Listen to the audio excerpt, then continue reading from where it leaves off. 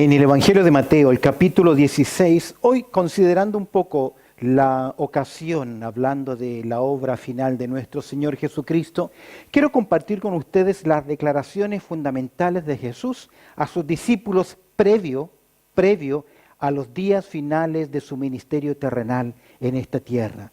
Me refiero a Mateo capítulo 16, y déjame decirte algo, en el Evangelio de Mateo, en el capítulo 16, esta porción bíblica es uno de los pasajes claves en el Evangelio de Mateo. Por primera vez el Señor va a revelar algo acerca del programa que Él tiene. Por primera vez, en forma clara, el Señor va a anunciar la iglesia. Les va a decir a sus discípulos lo que va a ocurrir con Él. En cierta forma, Jesús ha estado dedicando tiempo, Cristo ha dedicado tiempo a fortalecer la fe de ellos. Ahora, lo que va a venir y los va a preparar para los próximos acontecimientos, ya que no serán fáciles. En la mente de ellos tienen un camino, una perspectiva, un reino, una manifestación de reino, pero el Señor los va a guiar y los planes de Dios son la vía dolorosa, es la crucifixión. Es interesante que al mirar esta porción, como vemos acá, que Mateo es clave en la preparación, en su desarrollo para preparar a los discípulos de lo que viene y también revelarles el plan del Señor, leemos en el Evangelio de Juan, en el capítulo 14, verso 29, que Jesús va preparando el corazón de los discípulos. Y ahora os lo he dicho antes, dice capítulo 14 del Evangelio de Juan, verso 29, y ahora os lo he dicho antes que suceda, para que cuando suceda, creáis. Para que cuando suceda, creáis. En otras palabras, Jesús va preparando. Ya ellos tienen fe en Él. Ahora tienen que comprender el programa de Dios en la persona de Cristo Jesús. En el mismo Evangelio de Juan, en el capítulo 16, nuevamente tenemos estas palabras.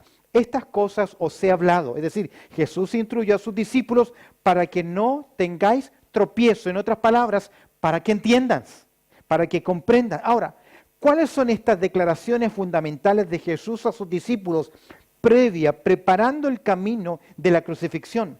¿Cuáles son estas palabras, estas declaraciones que sin duda alguna son fundamentales y serían gran fundamento en la vida de los discípulos? Al volver al Evangelio de Mateo, el capítulo 16, quiero que observes conmigo el verso 13 y 14. Dice, viniendo Jesús a la región de Cesarea de Filipo, preguntó a sus discípulos diciendo, ¿qué dicen los hombres que es el Hijo del Hombre?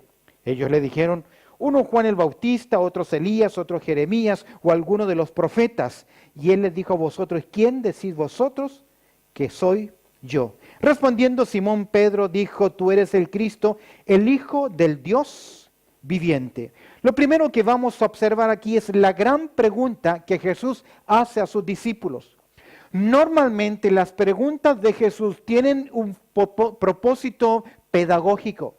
Fortalecer la fe de los discípulos, que ellos piensen en las convicciones que tienen. Y la gran pregunta de Jesús es, en primer lugar, ¿cuál es la opinión pública acerca de su persona? Es interesante que están viniendo a la región de Cesarea de Filipo. Cesarea de Filipo estaba a unos 40 kilómetros al norte del mar de Galilea, ya unos 8 kilómetros al este de Jordán. Estamos en la vida del Señor Jesucristo en una etapa muy crítica. Sus milagros son evidentes, pero el rechazo y el celo de los líderes religiosos también lo es. Y ellos ya comienzan a planear la forma de eliminar a este predicador público, para ellos, este falso profeta. Es por eso que Jesús hace la pregunta a sus discípulos diciendo, y mira la pregunta, ¿quién dicen los hombres que es el Hijo del Hombre? Esta es la pregunta más crucial que una persona puede hacerse acerca de Jesús. Esta pregunta es importante. ¿Por qué razón? Porque Jesús demostró quién Él era.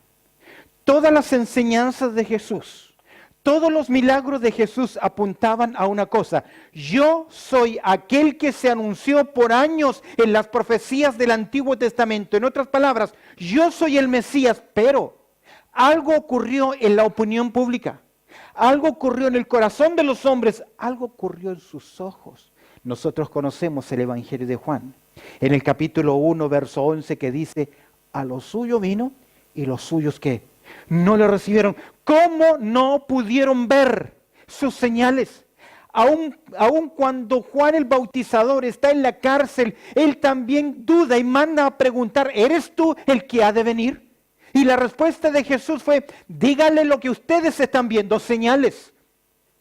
Señales, ¿por qué? Porque las señales que hizo Jesús, si bien Él es Dios, si bien tiene misericordia, el propósito principal era demostrar que Él era el Mesías. Pero, ¿qué pasó con la opinión pública? Como dice el apóstol Pablo, como escribiría en Romanos capítulo 11, verso 25, les ha acontecido a Israel endurecimiento en parte, para que viendo no puedan ver. ¿Cuál fue la respuesta de los discípulos? ¿Qué le dijeron ellos? Mira la respuesta de la opinión pública.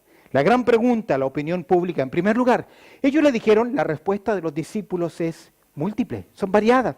Algunos decían, ¿sabes qué? Jesús realmente es ¿quién? Unos decían que Juan el Bautista, que había resucitado. Otros decían que es Elías. Si bien es cierto la profecía de Malaquías capítulo 4, verso 5 anuncia que vendría el Elías, Jesús lo afirmó, Elías vino. Es decir, el ministerio que tuvo Juan el Bautizador fue como el ministerio del profeta Elías, llamando a la nación al arrepentimiento. Algunos creían que era Juan Bautista resucitado, otros Elías, algunos dijeron, tiene que ser algún profeta. Existía la creencia o la tradición que en algún momento volvería del tabernáculo el profeta Jeremías. Otros dijeron, como lo agrega Lucas capítulo 9, verso 19, alguno de los profetas o un profeta antiguo testamentario resucitado. Los discípulos no lo dicen, pero usted sabe cuál era la opinión de los líderes religiosos acerca de Jesucristo, que él venía ¿de quién? De Belcebú. De Belcebú. Los discípulos no van a omitir esta opinión de los líderes religiosos, pero la pregunta, ¿cuál es la opinión pública? Recuerda que Jesús está fortaleciendo la fe de los discípulos. En cierta forma, Jesús necesita que le comenten qué dice la gente. En el Evangelio de Juan, en el capítulo 2, dice claramente el Evangelio que Jesús no necesitaba que le dijeran nada acerca de nadie, porque él conocía el corazón de los hombres.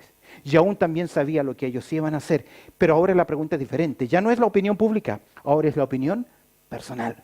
¿Qué dicen ustedes? Y queridos, ¿cuál es la respuesta suya acerca de Jesús?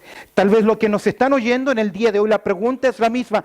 ¿Cuál es tu opinión acerca de Jesús? Y usted que nos está viendo, ¿quién es Jesús para usted? Podemos estar muy cerca de la verdad, pero a la vez muy lejos. Ahora, ¿cuál es la opinión? Mira el verso 15. Y él le dijo, ¿y vosotros? ¿Quién decís que soy yo? Es personal. ¿Sabes por qué? Porque la salvación es personal. Y mi crecimiento espiritual es personal. Y mi servicio es también personal. La vida cristiana es una relación personal con Cristo Jesús. No le preguntan a Pedro, pero el verso 16, ¿qué dice? Respondiendo, Simón Pedro dijo. La pregunta fue al grupo, pero Pedro, como se convierte en el vocero, contesta y va a dar respuesta. Creo que por primera vez cuando rompe el hielo, Pedro va a decir las cosas que son correctas, ya que él afirma dos cosas importantes acerca de Jesús.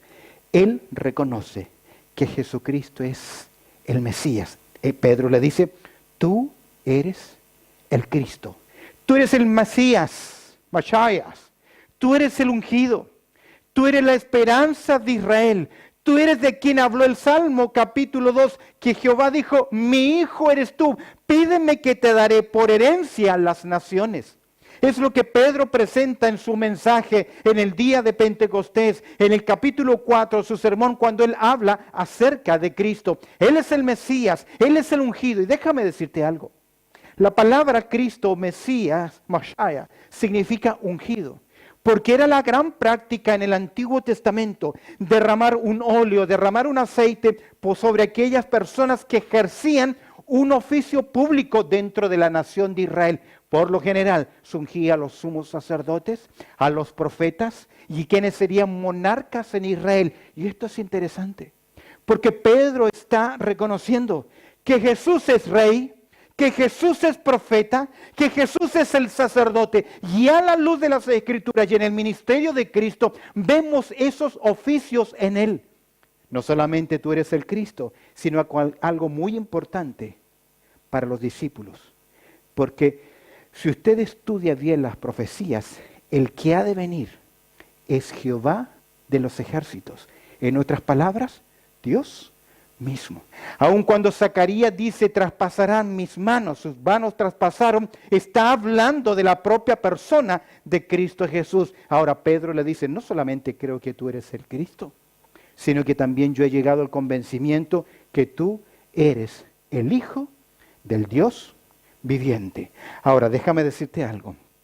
Gran confusión en nuestra mente occidental, el concepto hijo, porque nosotros no podemos separar el concepto hijo de engendrado, de formar, de uno primero y otro después. En la lengua para los hebreos, hijo no guarda tanta relación con que procede de, sino que pertenece a. Guarda la misma relación. Hijo de no implica subordinación alguna, sino bien igualdad, identidad de la misma naturaleza. Teológicamente Jesús es igual al Padre. Es por eso que se reconoce a Jesús como el Hijo eterno de Dios, porque Dios como Padre es también ¿qué? Eterno. Ahora, ¿qué entendieron los hebreos cuando Jesucristo declara ser Hijo de Dios? Quiero mostrarte dos versículos en Juan, capítulo 5, verso 18. Este texto usted debe tenerlo marcado en sus Biblias. En Juan capítulo 5, verso 18 está la gran confrontación de los judíos en contra de Jesús. Dice el verso 18, por esto los judíos aún más procuraban matarle, porque no solo quebrantaba el día de reposo, y recuerda que ellos eran legalistas, mira lo que dice el texto, sino que también decía que Dios era su Padre, su propio Padre. ¿Qué entendieron ellos? Haciéndose, ¿qué? Igual a Dios. ¿Qué entendían los hebreos por hijo? Perteneciente a la misma sustancia, a la misma naturaleza, muy diferente a lo nuestro. En el capítulo 10, verso 33, dice lo siguiente, Juan capítulo 10, verso 33. Le respondieron los judíos diciendo, por buenas obras no te apedreamos, sino porque tú eres un blasfemo, por blasfemia, porque tú siendo hombre te haces Dios. ¿Por qué se hace Dios? Porque Él se llamó Hijo de Dios.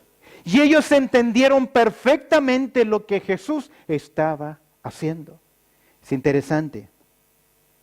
Recordemos que a la teología hebrea, el Mesías es también Dios. Ahora, los discípulos han llegado a esta conclusión durante algún tiempo, pero observa conmigo el verso 17. Mateo capítulo 16, verso 17. Entonces le respondió Jesús, ¿qué cosa? Bienaventurado eres, Simón, hijo de Jonás, porque no te lo reveló carne ni sangre, sino mi Padre que está en los cielos. Queridos, nadie puede llamar a Jesús Señor si no es por el Espíritu. Cosas que ojo no vio, ni oído yo, son las que Dios ha revelado. Es por eso que cuando uno viene a las Escrituras y estudia y comprende quién es Jesús, su vida cambia. Hemos visto en primer lugar la gran pregunta de Jesús a sus discípulos. Permíteme rápidamente compartir contigo la gran predicción de la iglesia. ¿Por qué? Jesús va preparando a sus discípulos.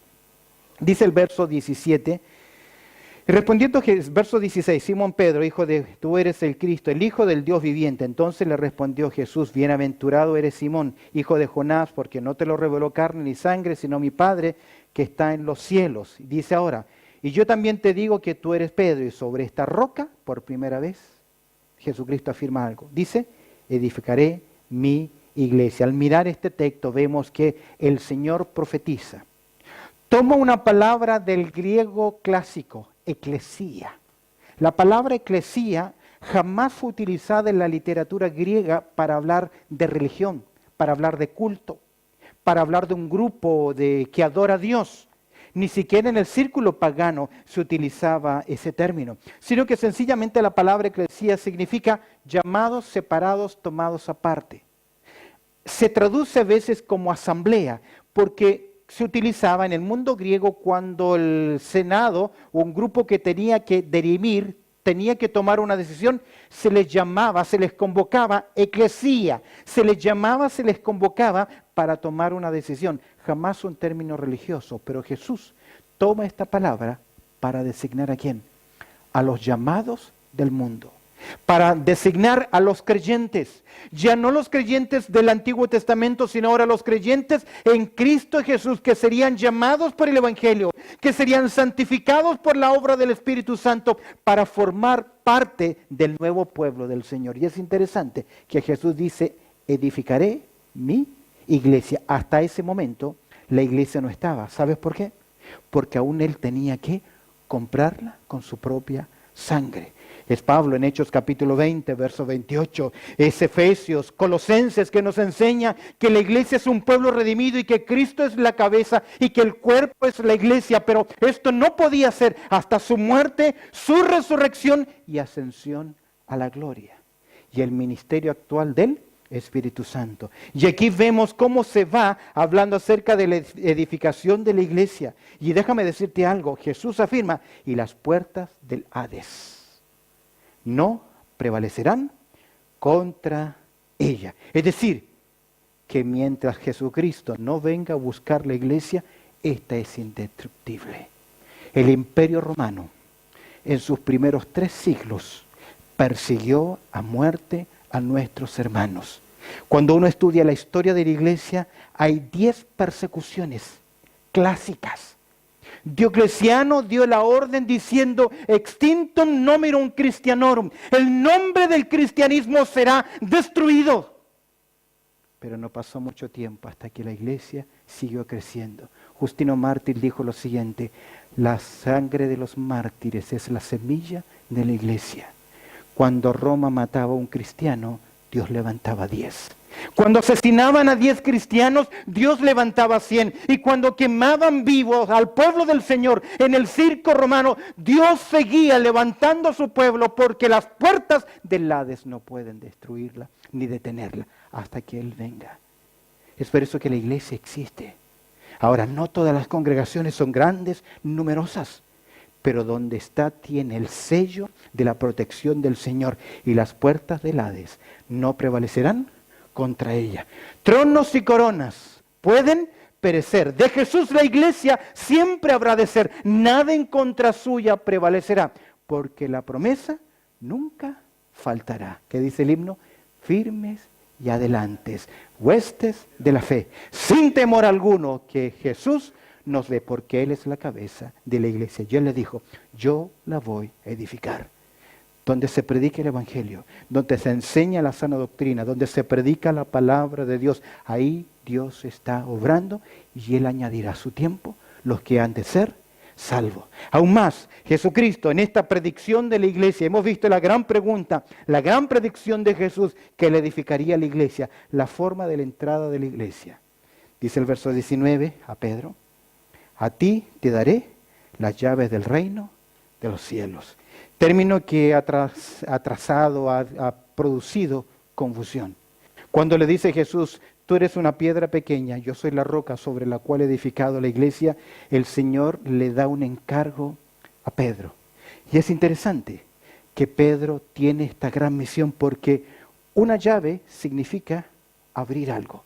Y Dios utilizó a Pedro para abrir, para llamar en primer lugar a un grupo en el día de Pentecostés, los judíos, que se convirtieron cerca de 3,000 personas. No se convirtieron al judaísmo, se convirtieron al cristianismo, se convirtieron a la predicación del Evangelio. ¿Por qué? Porque ahora Pedro le dice, ustedes dieron muerte al autor de la vida, pero sepan bien que solamente por él hay arrepentimiento y el perdón de pecado.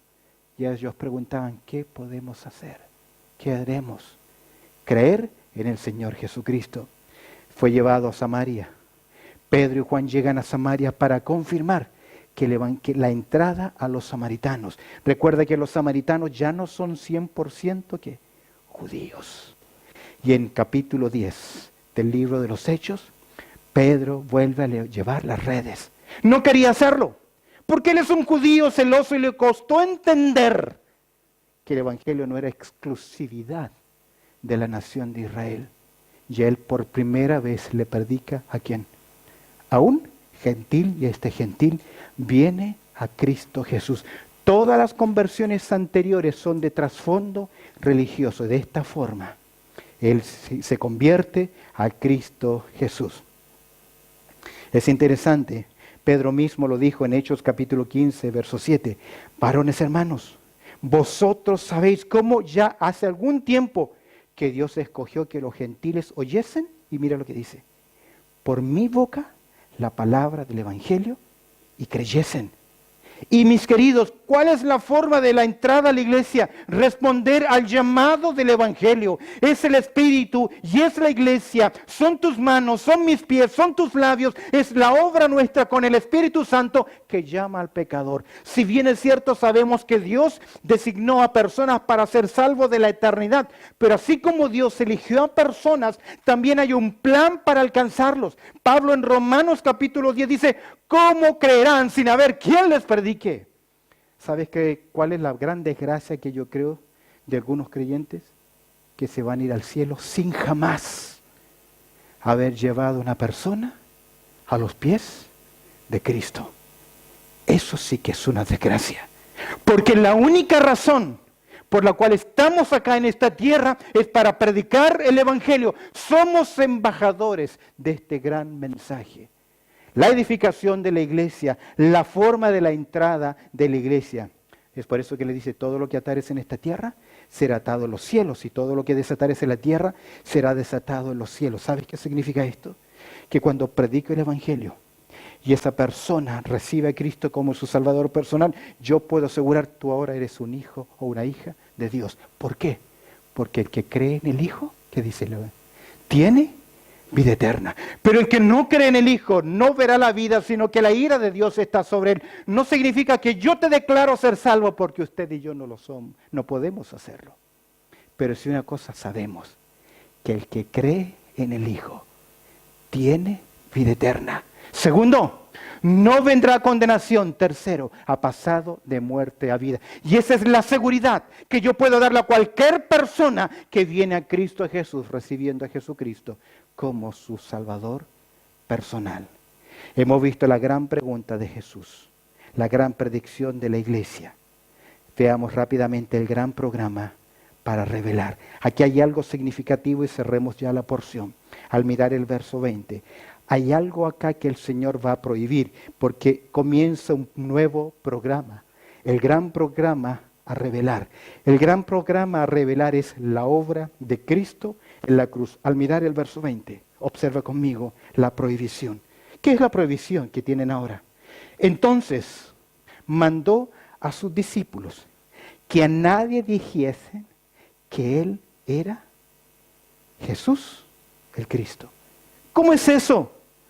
Si ellos están esperando que Cristo se manifieste como Rey, que Él gobierne con esa autoridad, como lo dice el Antiguo Testamento. En cierta forma, si tú recuerdas, interesantemente, en Mateo capítulo 10, el Señor les dijo, vayan y prediquen el Evangelio.